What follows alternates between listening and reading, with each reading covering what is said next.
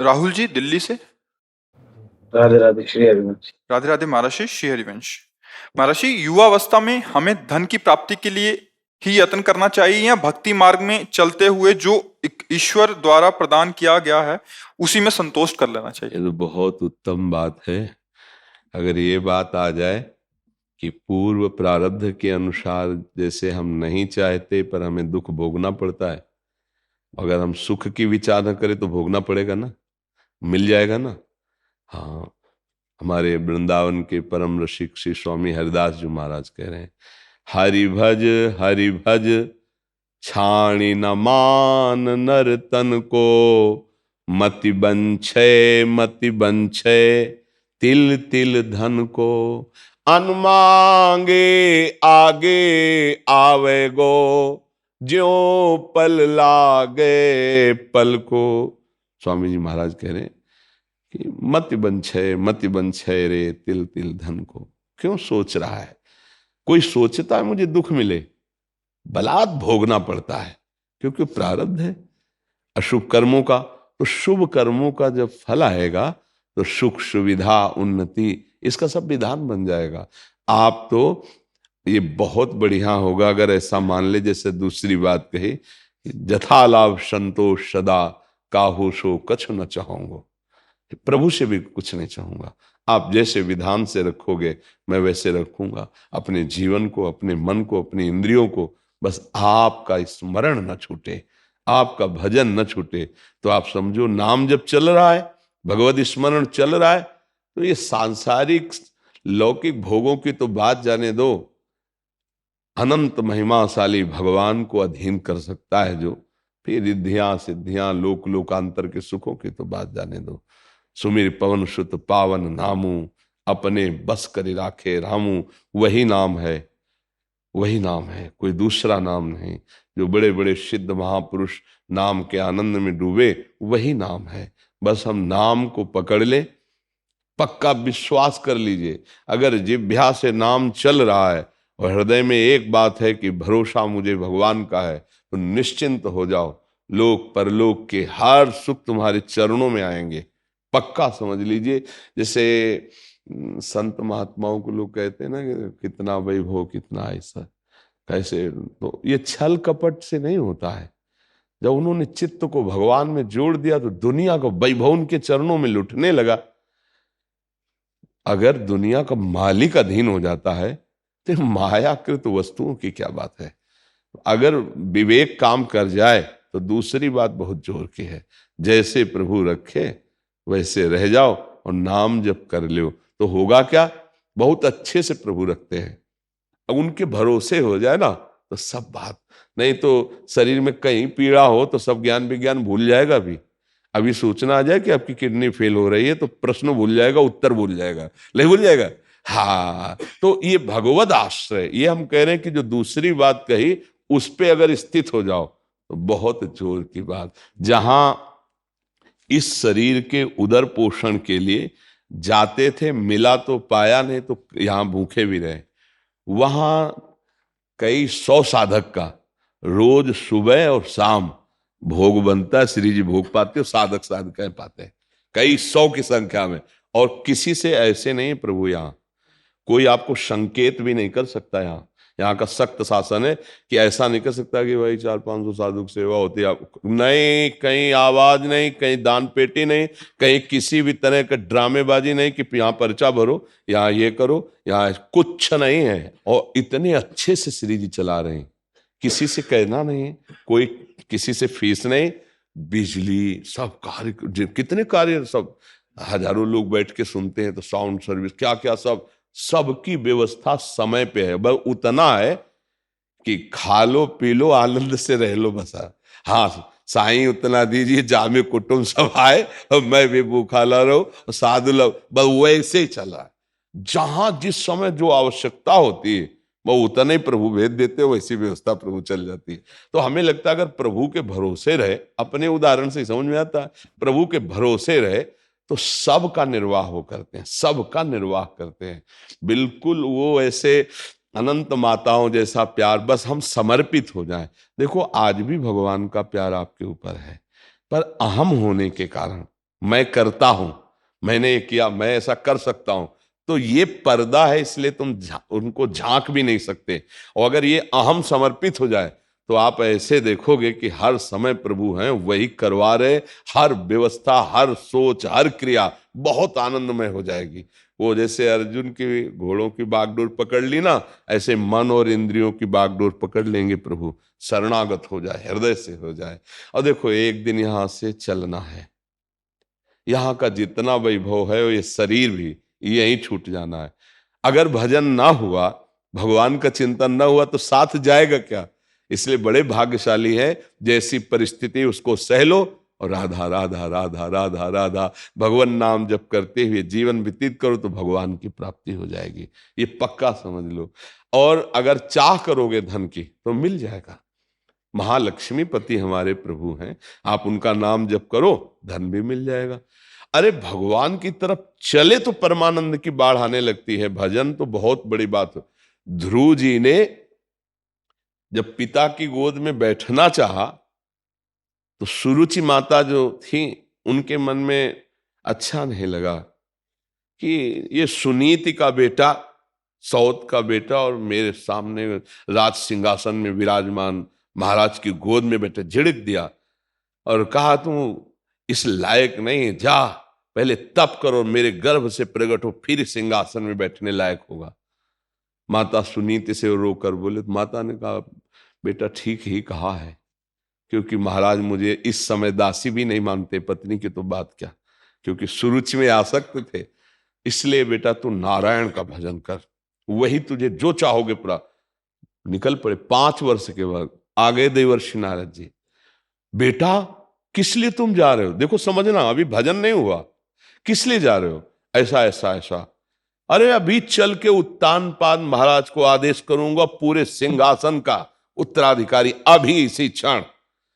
ध्रुव जी को लगा अभी तो भजन भी शुरू नहीं किया और उत्तराधिकारी बुलाने की बात आ गई। जहां गोद में बैठने नहीं दिया गया, उस सिंहासन में बैठने की बात। तो उन्होंने कहा नहीं महाराज, मैं क्षत्रिय राजकुमार हूं, एक बार निश्चय जो कर लिया अब कर लिया, अब वापस नहीं लौटूंगा। तो उनका जंगल में बहुत भय है, सिंह, चीता, राक्षस जन, मच्छर, क्या क्या परेशान। तुम राज बोले महाराज ना प्रलोभन और ना भय, इनसे मैं डिगने वाला नहीं हूं।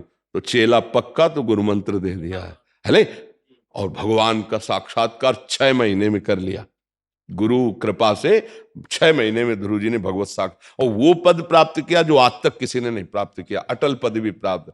तो अगर चाह करे तो फिर अन्य प्रलोभन और अन्य भयों में ना फंसे, तो जो चाहेगा वो भगवान दे देंगे, पक्का समझ लो।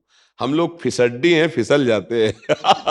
दृढ़ विश्वास नहीं हो रहा है। हाँ, जैसे महान सुख प्राप्ति के लिए चले आप, तो अब अल्प सुख में आपको सौदा नहीं करना है।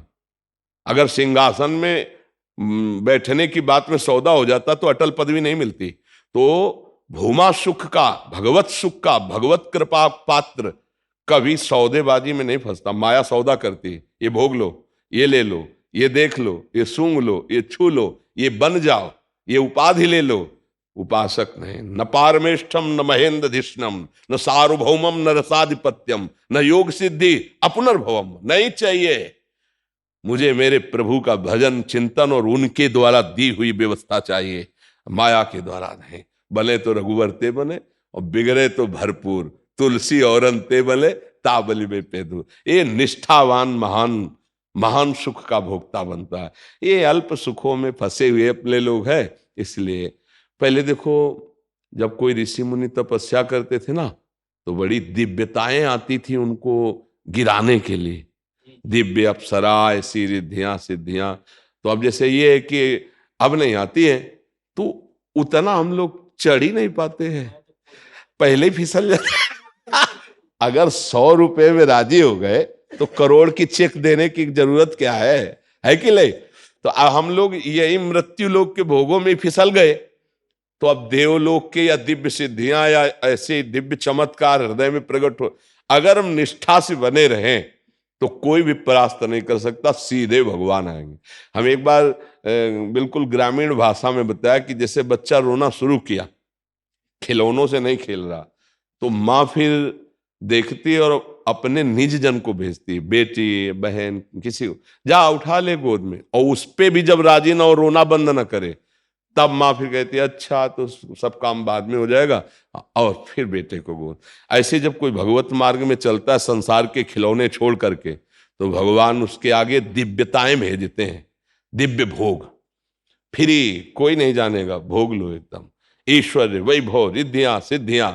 पर वो रोना बंद न करे, किसी खिलौने में राजी न हो, किसी की गोद में न चढ़े, उपाधि कोई स्वीकार न करे, तब वो विवश होकर फिर भगवान उसको ऐसे फिर उसे स्वीकार करते। बहुत सुंदर विचार है। पहला वाला तो ठीक कम है, दूसरा वाला बहुत जोर का है कि हमें जैसे रखोगे वैसे हम रहेंगे, तो बहुत अच्छे से रखेंगे। ये हमारा निर्णय, सब संतों का अनुभव, भगवान कदम कदम पर कि उनकी सुरक्षा व्यवस्था सबकी करते, और आप लोगों की भी करते हैं, पर आप इसलिए नहीं समझ पाते कि कर्ता भाव में है, अहंकार होने के कारण आपको लगता है कि मैंने किया, ये समझ नहीं पाते, मलिन हृदय हो गया। तो अब क्या होता है कि वो फिर इस बात को दूसरी तरह पेश करता है कि जब बुरा किया तो भगवान ने तो करवाया, अगर उनकी इच्छा ना होती तो हम कैसे कर सकते थे, उनकी इच्छा के बिना पत्ता नहीं। ये गलत जो चिंतन है वो उसको अनुभव में नहीं आने देता। नहीं तो सच्ची बताए, अगर आप शरणागत हो जाओ तो आनंद की वर्षा भगवान कर देते हैं।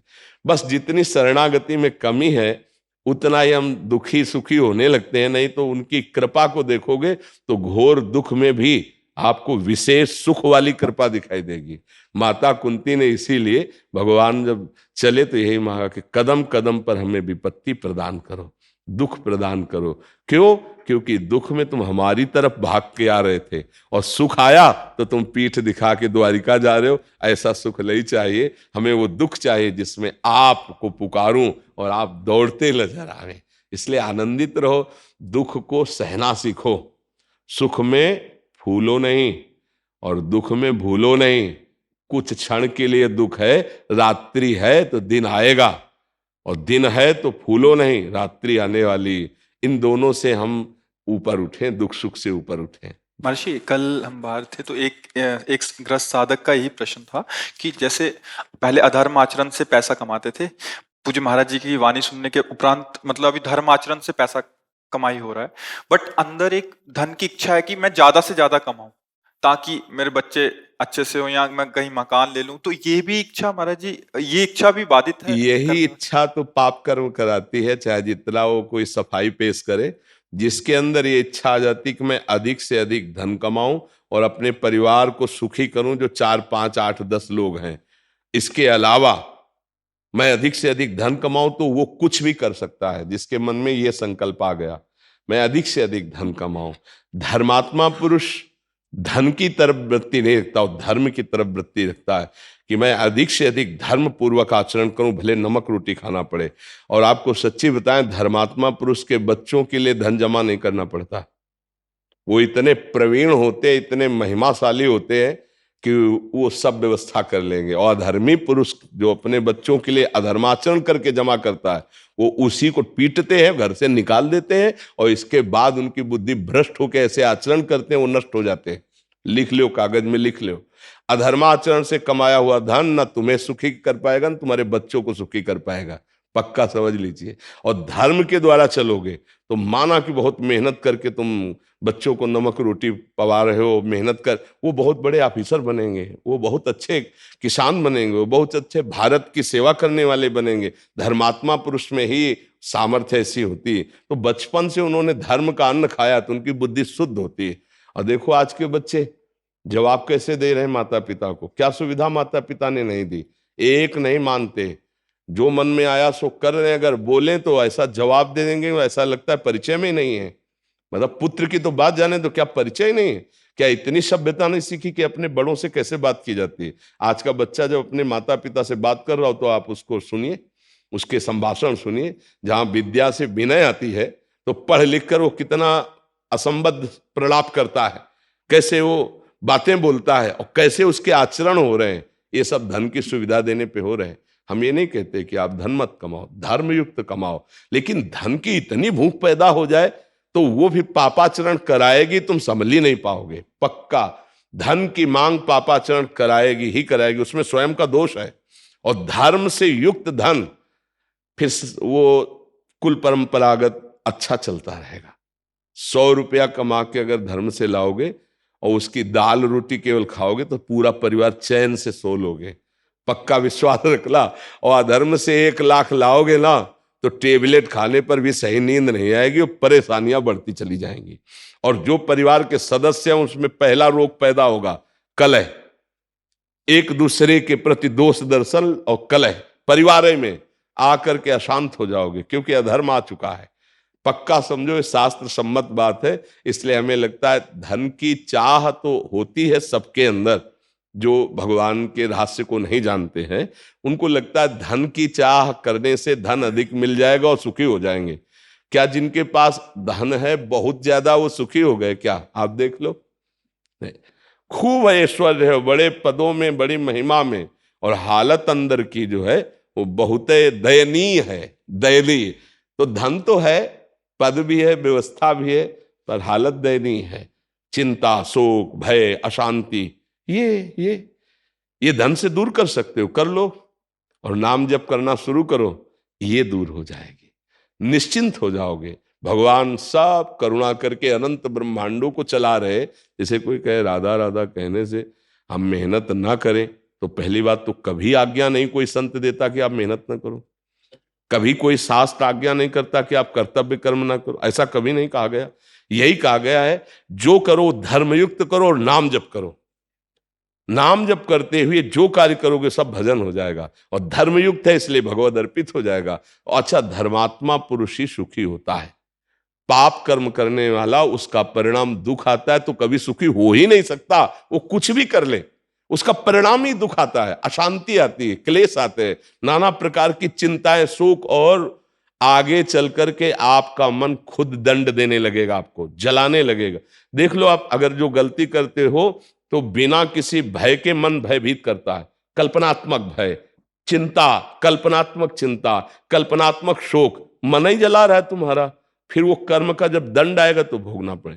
हमें लगता है धन की चाह तो है, पर धर्म से युक्त धन की चाह करो, अधर्म युक्त ना करो। अगर ये कि हम अपनी 7 पीढ़ी के लिए जमा कर ले तो धर्म से नहीं टिक सकते, फिर धर्म से तुम्हें भ्रष्ट होना पड़ेगा, क्योंकि धन प्रधान लक्ष्य हो गया। अब आपको कोई कहेगा कि ये 5 मिनट की बात है, थोड़ा बस झूठ बोल दीजिए, ऐसे से ऐसे कर दीजिए, काम बन जाएगा, आप बोल देंगे, क्योंकि आपको है कि हमारे बच्चों के लिए हमें जमा करना, पीढ़ी दर पीढ़ी सब सुखी रहे। ऐसा नहीं है।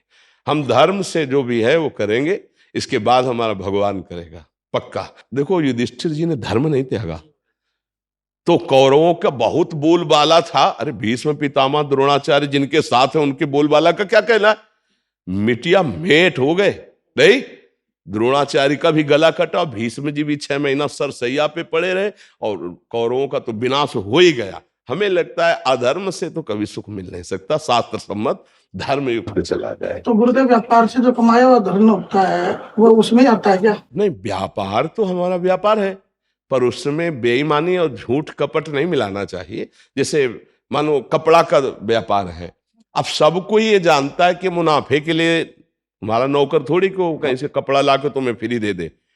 अरे वो लेबर रखे है, दुकान का किराया है, बिजली है, तो इसका मतलब मुनाफा लेगा। तो आपको बोलना है भाई 100 का लाए जैसे आप, तो आपको बोलना है 25 रुपए मुनाफा मीटर में लेना, तो 125 रुपया मीटर है, ये लेना है, लीजिए चले जाए। नहीं, वैसे ऐसे और वैसे कुछ नहीं, 125 रुपया मीटर। कपड़ा बढ़िया, 25 रुपया मुनाफा, 100 रुपया मीटर लाए, 125 रुपया मीटर बेच रहे हो, धर्म है आपका। अब इसमें झूठ, यार तुमसे कसम से कहते हैं 150 रुपया मीटर का है ये, तुम यार अपने हो 140 दे दो, फ्रॉड, एकदम झूठ क्यों बोल रहे हैं। अब ये जो पैसा आएगा, अब ये झूठ वाला आएगा, और तुम्हारी बुद्धि भ्रष्ट। कसम क्यों खाई, झूठ क्यों बोला। ईमानदारी से अगर तुमको लगता है कि सब पूरा सिस्टम जो चल रहा है, तो हम 1 मीटर में 40 रुपया लेंगे, तो आप 140 सीधे बोल दो, 5 रुपया कम मत करो, 5 रुपया बढ़ाओ मत, झूठ मत बोलो, क्योंकि सबको ही जानता है व्यापार प्रॉफिट के लिए किया जाता है। व्यापारी जो व्यापार कर रहा है उसके बहुत से खर्चे हैं, बहुत सा परिवार पोषण करना है, तो इसी से कर रहा है वो। अगर वो जितने का लाया उतने का दे देगा तो कैसे काम चलेगा? तो झूठ नहीं बोलना, सबको पता है मुनाफा लेगा, तो जितना हम निश्चय किया है धर्मयुक्त, कुछ राजकीय विभाग की भी मर्यादाएं हैं कि आप इस सामान को इतना बेच सकते हैं, तो आप उतना लगा दीजिए कर, और उतना उसके हिसाब से बेच। कोई व्यापार में नहीं, कहीं भी नहीं।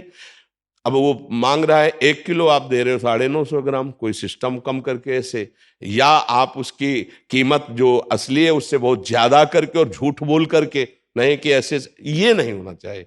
कौन सा व्यापार झूठ बोलवाता है? आप केवल झूठ का आश्रय लिए इसलिए, नहीं तो सत्य है। कितनी ऐसी दुकानें जिनमें फिक्स दाम है, आपको लेना है लीजिए, नहीं लेना चले जाइए। तो झूठ का पटका व्यवहार करके अगर एकत्रित करे तो व्यापार वो दोषित है, और अगर सत्य पे चले तो व्यापार सही, क्योंकि मुनाफा तो लेगा ही, कोई तुम्हारे नौकर थोड़ी है, वो तो अपने परिवार का पोषण करने के लिए बैठा है, मुनाफे के लिए बैठा है। तो कसम क्यों खाए यार? कसम से बचता नहीं है, पर आप जो है आप इतने कैसे नहीं बोलते लोग। हाँ, वो व्यापार दूषित है, ये व्यापार सत्य पे चले। जी। पुनीत जी ग्रेटर नोएडा से। राधे राधे महाराज जी। राधे राधे महर्षि, आपके चरणों में कोटि कोटि दंडवत प्रणाम। महर्षि, साधक के लिए आहार का और विश्राम का समय क्या होना चाहिए? ये तो उसकी दिनचर्या पर निर्धारित करता है, नहीं? अब जैसे अपने लोग रात्रि के 12 बजे उठते हैं तो 9 बजे प्रसाद पाते हैं, 9, सवा 9, 9, साढ़े 9 अभी जो है, और फिर शाम के 5, साढ़े 5 के बीच में पाते हैं, क्योंकि हमें 12 बजे रात्रि। तो साधक की दिनचर्या के अनुसार उसका आहार निश्चित करता है। अब जो 4 बजे उठते हैं प्रातःकालीन, तो उनको 11 और 12 के बीच में मध्याह्न में ले लेना चाहिए, और सूर्यास्त होने के बाद 45 मिनट बाद 7 और 8 के बीच में ले लेना चाहिए। तो अलग अलग दिनचर्या से उसका आहार निश्चित होगा। अब अगर वो 6 बजे उठता है, किस कोटि का साधक है, किस कोटि की उसकी साधना है, वैसे आहार निश्चित होता है उसका। किसी एक समय को नहीं बोला जा सकता, क्योंकि उसकी दिनचर्या पर आधारित है ना, वो कै बजे सोता है, कै बजे उठता है, उससे आहार का। अब 9, सवा 9 बजे तो कोई कोई बाल भोग करता होगा। बाल भोग को अंग्रेजी में क्या कहते हैं? ब्रेकफास्ट करता होगा। तो फिर वो 2 बजे, 3 बजे वो राजभोग, राजभोग को कहते लंच, और जो रात्रि में फिर 9-10 बजे डिनर। तो भाई ये दिनचर्या का। अब कोई कोई 9 बजे सो के भी उठता है, नहीं उठते? अब 3 बजे 2 बजे सोए तो 9 बजे उठे, तो उनकी क्या दिनचर्या। तो एक दिनचर्या नहीं वर्णन की जा सकती, क्योंकि साधक के सोने और जगने के अनुसार उसकी आहार विहार की दिनचर्या होगी। अगर अपनी पूछे तो आपको बता सकते हैं, आप अपनी पूछे तो आपसे पूछ के बता सकते हैं कि आप कै बजे सोते, कै बजे जगते, इसके अनुसार फिर उसकी आहार विहार की दिनचर्या होगी। समझ पा रहे आप? जी। कृति जोशी जी उत्तराखंड से। राधे राधे। राधे राधे महाराज जी, आपके चरणों में कोटि कोटि प्रणाम। महर्षि, पिछली गलतियां जिनको अब सुधारा नहीं जा सकता, उनके बोझ से कैसे उभरा जाए? ऐसी कोई गलती नहीं जिसका सुधार ना हो, नहीं तो भगवत प्राप्ति कैसे होगी फिर? ऐसी कोई गलती नहीं जिसको हम नष्ट ना कर सकें। अगर ऐसा ना होता तो भगवत प्राप्ति हो ही नहीं सकती, फिर तो मनुष्य जीवन व्यर्थ चला जाएगा। नहीं, पहली बात तो दिमाग में बैठा लीजिए कि ऐसी कोई गलती नहीं जिसको हम नष्ट ना कर सकें।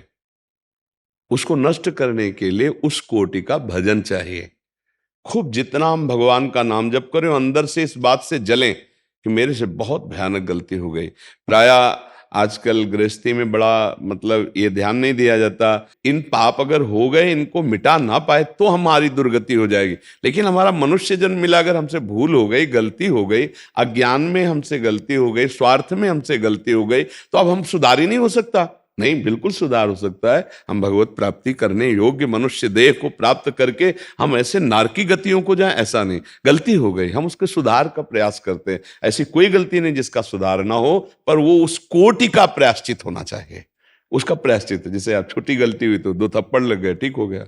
चोरी की तो 10-20-50 डंडे मिले, कुछ समय की जेल मिली, लेकिन ऐसे महत अपराध कर लिए तो भी फांसी की सजा मिलेगी, आजीवन कारावास तो है ना उस दंड के अनुसार। ऐसे जिसकी यहां सजा मिल गई तो उसका प्रायश्चित तो हो गया, लेकिन कुछ ऐसे पाप है जो प्रायश्चित नहीं हुआ और हमने वो पाप किए हैं और पूर्व में भी किए हैं, तो उनका प्रायश्चित करने के लिए ही मनुष्य शरीर मिला है। सबसे बड़ा प्रायश्चित है उठते बैठते चलते फिरते नाम जप शुरू कर दें। सबसे प्रार्थना है नाम संकीर्तनम यस्य सर्व पाप प्रणाशनम। नाम के बल से पाप मत करो, लेकिन जो पाप हो गए उनको भस्म करने की सामर्थ्य नाम में। जैसे जंगल का जंगल पूरा है और दावानल अग्नि लग जाए तो भस्म कर देगी, ऐसे ही पाप का जंगल भरा है, उसको नष्ट करने के लिए अग्नि के समान भगवान का नाम है। जैसे दो लकड़ियों की रगड़न से अग्नि पैदा हो जाती चिंगारी, ऐसे जिह्वा से नाम राधा राधा राधा राधा राधा, इससे दिव्य ज्ञानाग्नि प्रकट होगी, सारे पापों को भस्म करके आपका मंगल कर देगी। पर वो निरंतर अभ्यास में लाओ, चलते फिरते उठते बैठते सेवा करते, कोई पैसा लगने की जरूरत नहीं। इसमें पैसा लगता है? हम कह रहे हैं अपवित्र पवित्रो असर्वावस्थांगतो पिवा यह स्मृत पुंडरीकाक्षम सवाभ्यंतरा शुचि। अपवित्र हो या पवित्र कोई मतलब नहीं, राधा राधा राधा श्याम श्याम श्याम श्याम, वो अंदर और बाहर दोनों जगह से पवित्र कर देगा नाम। अंदर के सारे पाप को नष्ट कर देगा, बाहर के विघ्नों को नष्ट कर देगा। पर भजन होना चाहिए। पहली बात तो ये सोचे ही ना कि अब हमारे पापों का नाश हो ही नहीं सकता, नहीं हो सकता तो भगवत प्राप्ति कैसे होती? साधन धाम मोक्ष कर द्वारा, ये मनुष्य शरीर है, हम सब प्रारब्ध को भोग लेंगे, संचित को भस्म कर देंगे, नए कर्मों का सुधार करेंगे और भगवत प्राप्ति करेंगे। अरे माना कि हमारा इतना जीवन गलती में चला गया तो पूरा जीवन हमारा व्यर्थ चला जाएगा क्या? गलती हो गई, अब उसका सुधार करेंगे। मानव जीवन सुधार के लिए मिला है, क्यों, किसका प्रश्न है? हाँ, तो सुधार के पक्ष में रहिए। हमसे जो भूल हो गई, हमसे जो गलती हो गई, प्रभु हैं वो हमें क्षमा करेंगे। हम उतना साधन करते हैं, नाम जप करते हैं, धर्माचरण करते हैं, पुनरावृत्ति गलती की नहीं करते हैं, पक्का सुधार हो जाएगा। नहीं तो भगवत प्राप्ति फिर कैसे होती है? अगर मनुष्य जन्म भगवत प्राप्ति के लिए है और पापों का नाश ना हुआ तो फिर भगवत प्राप्ति कैसे होगी? तो उठते बैठते, इसीलिए सबसे प्रार्थना करते, उठते बैठते चलते फिरते, माला से काउंटर से बिना माला, ऐसे जबान हम बोला राधा राधा राधा, वो गया हमारे सरकारी बैंक में, वो प्रभु के चरणों में गया। तुम गिनो या ना गिनो, वो गया। उसको ये नहीं कि अब हम गिना नहीं और समर्पित नहीं किया तो कैसे समझ। जब हम राधा राधा राधा कह रहे हैं तो श्री जी सुन रही हैं और उस श्री जी के पास नाम जा रहा है, उसका फल हमें अवश्य मिलेगा। नाम जब अपने प्रभाव से ऐसे पापों के अंधकार को नष्ट करता है जैसे सूर्य भगवान उदय हुए तो सब अंधकार गया। आज का सत्संग अगर सुनना ना सुने हो तो सुन लेना, बहुत संतोष मिलेगा, बहुत बल मिलेगा। नाम महिमा का बहुत सुंदर गान था। तो नाम ही है जो जीव का परम कल्याण। अब कलिकाल है, क्या साधना हो सकती है? आप लोग खुद ईमानदारी से देख लो मना स्थिति क्या है। इसलिए जबान से राधा राधा राधा राधा, न पैसा लगता है ना हम तुम्हें दान पुण्य की कह रहे हैं। जैसे हो खूब कमाओ खाओ, धर्म पूर्वक चलो, राधा राधा जपो, भगवत प्राप्ति हो जाएगी। खूब नाम जप करो। देखो ये अध्यात्म है, ये पैसा वाला नहीं है। बिना पैसा के भगवत प्राप्ति वाला मार्ग है। अध्यात्म का मतलब क्या होता है? अगर यहां भी पैसा तो फिर सब गड़बड़ हो गया ना। हाँ, कुछ नहीं, 1 रुपए की जरूरत नहीं, धर्म पूर्वक कमाओ। कभी किसी को भूखा देखा तो अपनी भोजन की थाली का भोग उसको दे दो। हम एक टाइम भूखे रह सकते हैं, तुम पालो, ये बात है। और नाम जप करे तो अब ऐसा नहीं कि दूसरे को, मतलब आप बहुत बड़े शासन में पद में हो, दूसरे को अधर्म पूर्वक दबाया जाए, उससे धन लिया जाए, फिर दशांश से दिया जाए और तुम्हारा मंगल हो जाएगा। तो नहीं, लेने वाला और देने वाला दोनों नरक जाएंगे। क्योंकि पापाचरण कभी किसी का मंगल नहीं कर सकता, अधर्म कभी किसी का मंगल नहीं कर सकता। पापाचरण बंद करो और जो तुमने गलती की है उसका प्रायश्चित करो और नाम जप करो, घर में ही पवित्र हो जाओगे। परमार्थ में भगवत प्राप्ति में पैसे की 1 पैसे की जरूरत नहीं है। प्रभु बाप को बाप कहने के लिए किसी सरकारी लायकात की जरूरत नहीं है। हमारा जन्म सिद्ध अधिकार है भगवत प्राप्ति करना, उसमें किसी की दलाली की, किसी के सपोर्ट की बिल्कुल जरूरत नहीं है। हाँ, हम भूल गए हैं वो मार्ग तो वही भगवान गुरुदेव के रूप में संत की वाणी में बैठ के अपना मार्ग बता रहे हैं, हम उस पर चल देते हैं। यह लेन देन वाला थोड़ी विषय है, चलने वाला विषय है। अपना मन भगवान के नाम में लगाओ, अपने आचरण शुद्ध करो, धर्माचरण। कोई नशा मत करो, मांस मदिरा ये सब जो गंदी बातें हैं, इन व्यभिचार, पराई माता बहन, ये सब बंद करो और नाम जप करो, सब ठीक हो जाएगा। जो गलती हुई भगवान सब क्षमा कर देंगे, बड़े मंगलमय हैं। अब ऐसे सोचो कि आप भोगो विषय, गंदे गंदे आचरण करो और पापाचरण करो और किसी को महीने में बांध दो 1,00,000, 2,00,000, 4,00,000 और वो भजन करके तुम्हारे पाप नष्ट कर देगा, कदापि नहीं। ऐसे जो खान पान करते हैं उनकी बुद्धि पाप से सन जाती है। भीष्म पितामह जी जब आखिरी में बाणों की सैया में पड़े हैं, 6 महीना व्यतीत हो गए, जब देखा भगवान ने कि अब अंतिम होने वाला है ज्ञान का सूर्य, तो युधिष्ठिर जी से कहा चलो ले लो चल करके ज्ञान, नहीं ऐसा महात्मा युगों में पैदा होता है। भीष्म जी बड़े महात्मा, अखंड बाल ब्रह्मचारी, परम ज्ञानी। तो गए वहां, पांडव और द्रौपदी जी भी थी। जब ज्ञान की वार्ता करने लगी तब उन्होंने द्रौपदी जी ने कहा कि पितामह आज तो बहुत ज्ञान की बातें कर रहे हो। उस समय क्या हुआ था जब सभा में मैं चीख चीख के पूछ रही थी, उस समय क्यों नहीं बोले थे? ज्ञान कहां गया था आपका? तो उनका बेटी क्षमा करना, उस समय पापी दुर्योधन के अन्न के प्रभाव से 6 महीना हो गए बाढ़ पर पड़े हुए, सब रक्त बह गया अशुद्ध और भारी पीड़ा से प्राश्चित हो चुका। अब मेरी बुद्धि शुद्ध हो चुकी, अब जो प्रश्न करोगे उसका उत्तर दें। समझ रहे हो? पापात्मा पुरुष का अन्न खाने से अखंड बाल ब्रह्मचारी भीष्म जैसे महापुरुष भी कह रहे हैं कि बुद्धि ठीक निर्णय नहीं कर पाए। तो अगर अधर्माचरण से कमा के आप दान भी करोगे तो पाप ही होगा, क्योंकि वो भजन के लिए बैठा था, उसकी बुद्धि भ्रष्ट कर दी। तो पहले तो तुमने पाप किया, पाप की कमाई दी तो उसकी बुद्धि भ्रष्ट हो गई और डबल पाप। पाप से कभी धर्म नहीं होता। इसलिए हमसे जो गलती हो गई उसका समाधान करेंगे।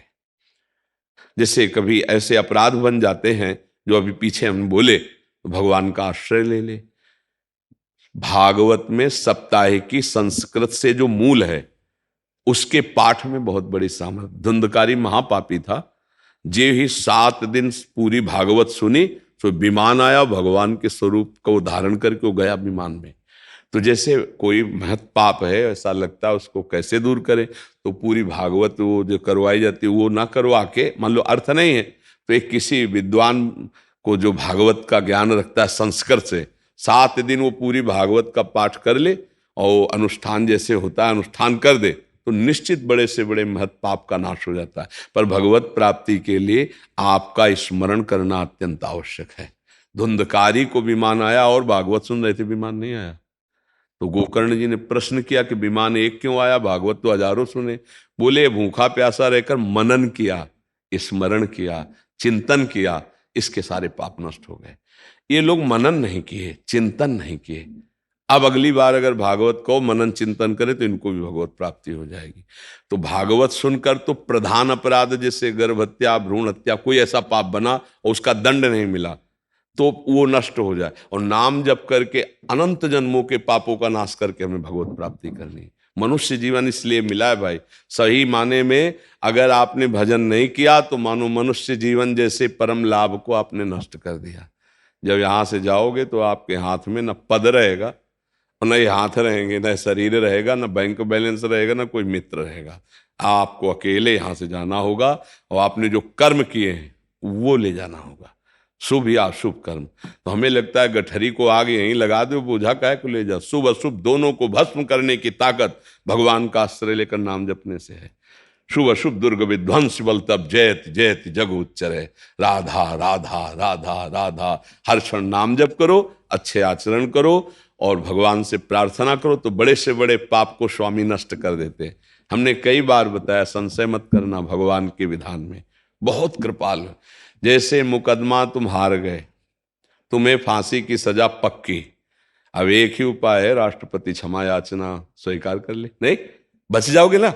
ऐसे अखिल ब्रह्मांडों के स्वामी भगवान वो कह रहे हैं, सर्वधर्मान परित्यज्य मामेकम शरणम ब्रज, तो अहम त्वाम सर्व पापेभ्यो मोक्षयिष्यामि मा शुचा।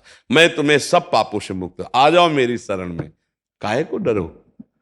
जो गलती हो गई हो गई, भगवान की शरण में होकर नाम जप करो। कह रहे हैं हम तो हम सर्व पापेभ्यो मोक्षयिष्यामि मा शुचा, तो ऐसे चलो जी। रामेश्वरानंद ब्रह्मचारी जी, शंकर मठ, आसाम से। दंडवत महाराज जी। महाराज जी, कुछ दिन पहले ही ब्रह्मचर्य लिया है, इस पर आगे उन्नति के लिए आपका आशीर्वाद चाहिए था। सबसे पहली बात ब्रह्मचारी को यह है कि किसी भी तरह से शास्त्र आज्ञा का उल्लंघन ना होने पाए किसी भी क्षेत्र पे। जैसे स्वाभाविक आकर्षण होता है पुरुष शरीर का स्त्री शरीर में, स्त्री शरीर का पुरुष शरीर में, और इस आकर्षण में यदि हम नजदीकीपन बनाए तो हम ब्रह्मचारी नहीं रह सकते हैं।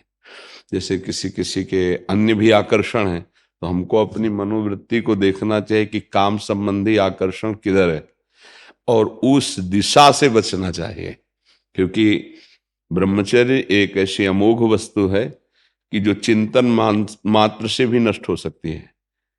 क्रिया प्रक्रिया संग ये तो आगे की बात हो गई। जैसे हम गाढ़ काम चिंतन में हो गए, हमारे अंदर एक मनोवाह नाड़ी है, वो नाड़ी मथानी समझिए। जैसे दूध को जमा कर दही किया गया और दही का जब मंथन किया गया तो उससे मक्खन घी निकलता है। ऐसे पूरे शरीर में, इस पांच भौतिक देह में कहीं भी देख लो, जैसे पित्त की थैली है और ऐसे कहीं वीर की थैली नहीं है। ब्रह्मचर्य जो वीर है उसकी कहीं थैली नहीं है। वो पूरे रक्त को वो मनोवाह नाड़ी मथानी की तरह चिंतन से, जब आपका कामोत्तेजित चिंतन हुआ तो मंथन कर देगी। अब मंथन कर दिया तो फिर लघु शंका में, स्वप्न दोष में किसी न किसी तरह वो निकल जाए। अखंड ब्रह्मचारी जी के लिए चिंतन भी रोकना है, क्योंकि ध्यायतो विषयान, जहां हम विषयों का ध्यान किया तो संगस्तेषु उपजायते, उसमें आसक्ति पैदा होगी, फिर क्रियाएं आगे होने लगेंगी। तो हमारा जिधर कामाकर्षण है उनके संग से, उनके संभाषण से बचे। सबसे पहला कर्तव्य जीवन में ब्रह्मचारी को कभी भी सानिध्य प्रगट में या एकांत में काम संबंधी चेष्टाओं का नहीं करना चाहिए। बिल्कुल किसी भी बहाने से संभाषण, किसी भी बहाने से स्पर्श, किसी भी बहाने से चित्र आदि देखना, वो आजकल मोबाइल भी होते हैं तो मोबाइल आदि में, क्योंकि कामोत्तेजना जब चढ़ती तो वही विषय हमें अच्छा लगता है, तो उस विषय का किसी भी तरह से हम पोषण ना होने दें। ये पक्की जीवन की बात समझ ले। अगर ब्रह्मचर्य रहना है तो विपरीत आकर्षण जो हो रहा है उससे हमें दूरी बना के रहना। अगर तनिक भी सिद्धि कोई दिखाए तो गिर ही जाएगा, वो भ्रष्ट ही हो जाएगा। और जब ब्रह्मचर्य रहा जाता है तो उसको सुविधा माया देती है ब्रह्मचर्य नष्ट करने की, ये बैठालना चाहिए।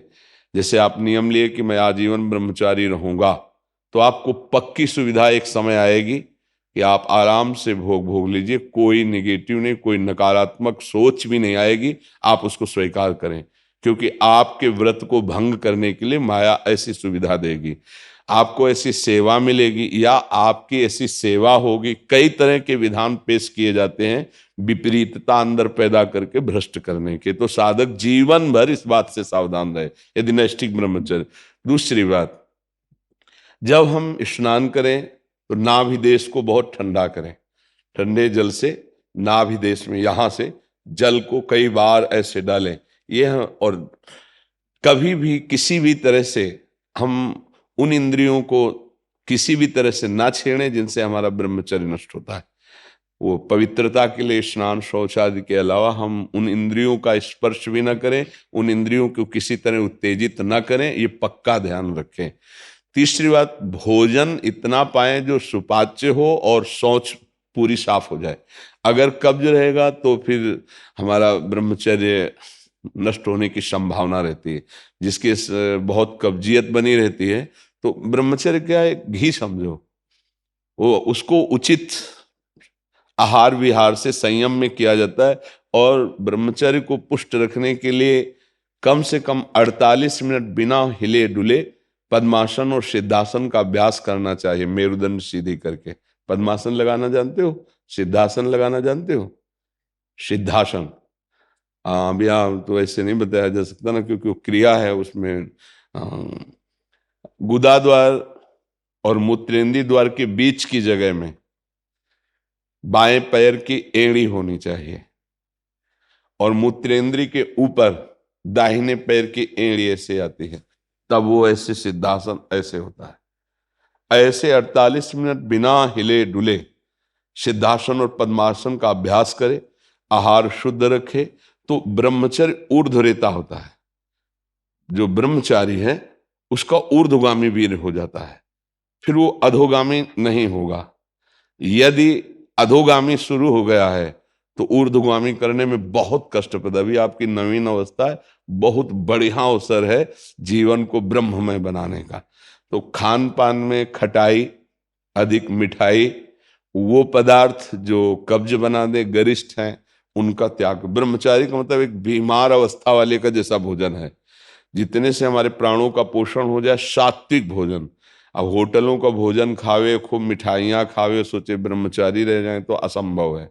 हाँ, मीठा आदि कभी थोड़ा लघु मात्रा में, खटाई तो बिल्कुल त्याज्य है, बासी अन्न त्याज्य है, अपवित्र स्थिति में बनाए गए अन्न का त्याग है।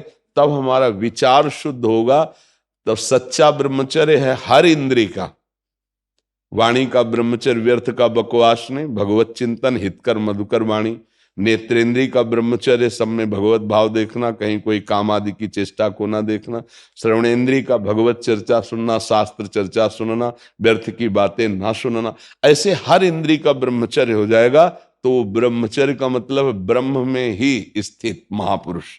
सच्चा ब्रह्मचर्य का स्वरूप है ब्रह्म में स्थित महापुरुष, तो वहां पहुंचा देगा।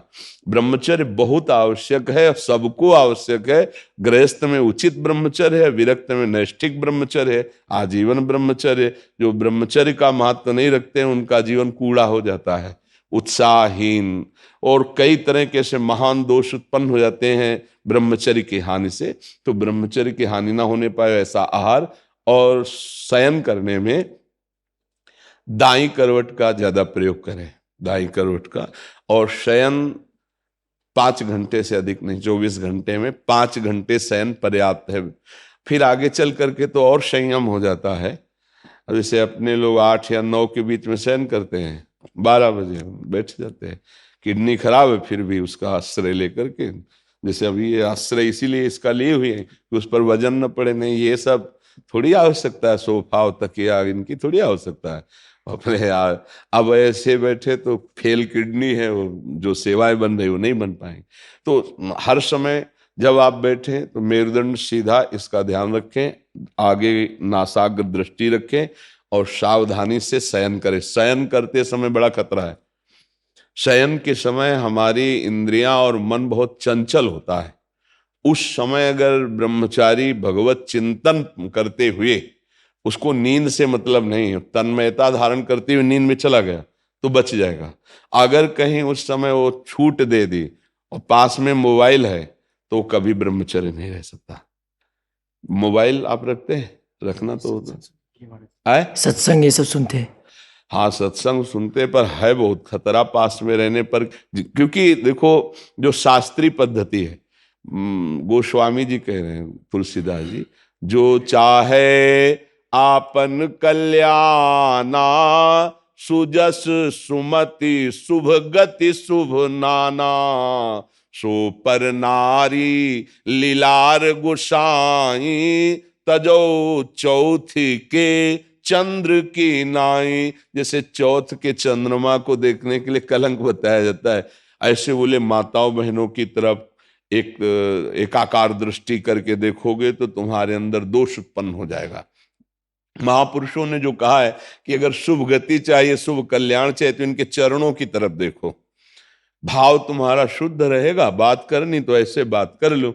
ऐसे बात करोगे तो हिम्मत नहीं है, कहीं ना कहीं मन हमारा फिसला सकता है, कहीं ना कहीं हमारे अंदर दोष दर्शन आ सकता है।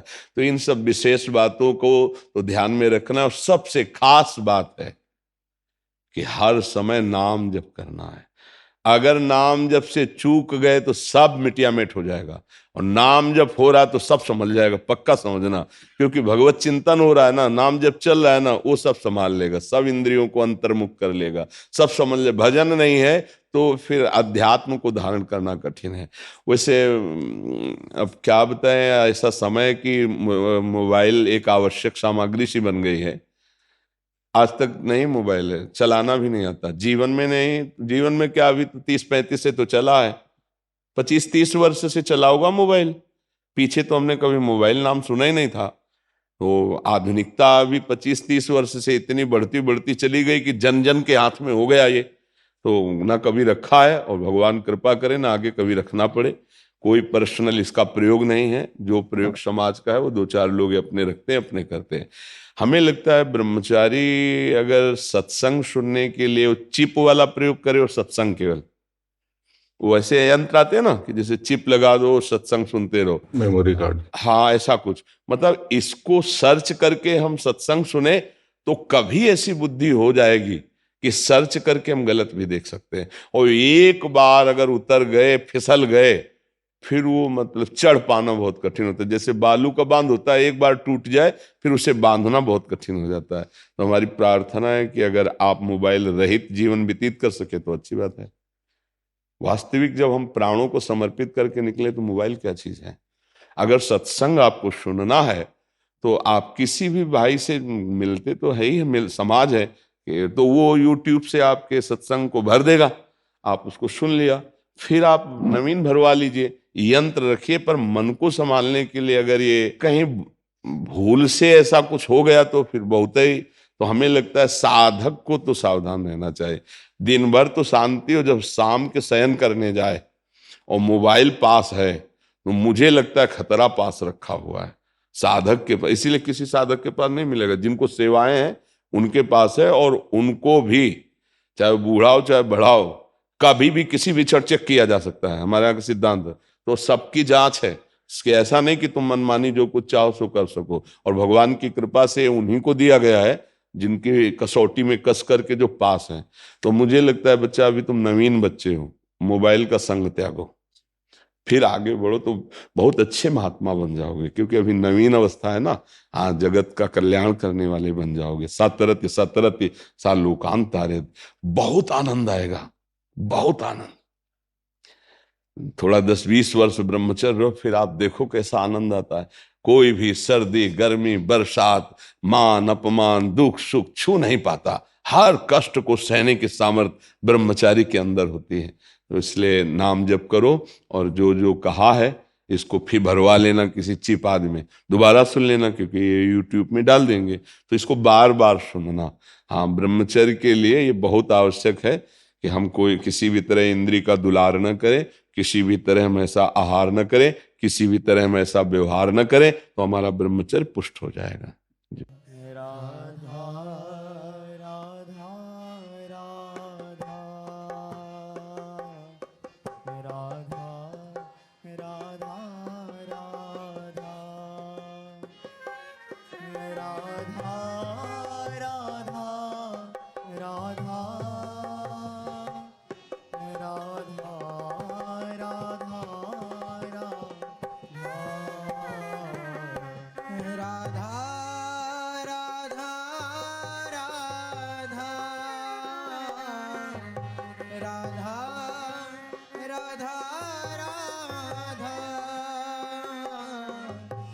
राधा राधा राधा राधा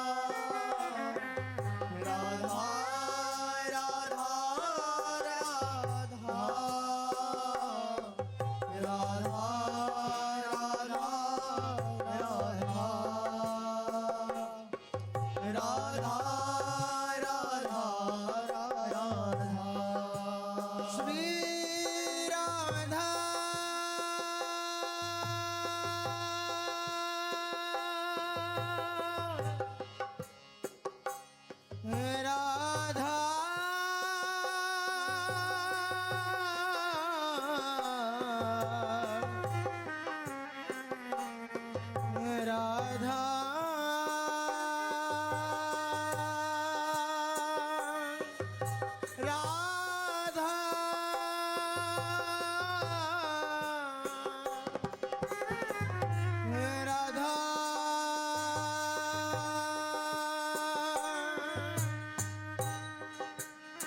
श्री राम